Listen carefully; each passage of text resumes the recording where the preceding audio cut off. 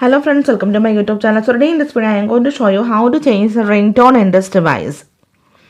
Okay, for this go to settings and here you can see the option sounds and vibration. Tap on this one. Here you can see the option ringtone. Tap on this one. Now the ringtone is Galaxy Bells. You can see this is the ringtone, and from here you can see some inbuilt ringtone and you can select any one from here. Okay, you can see.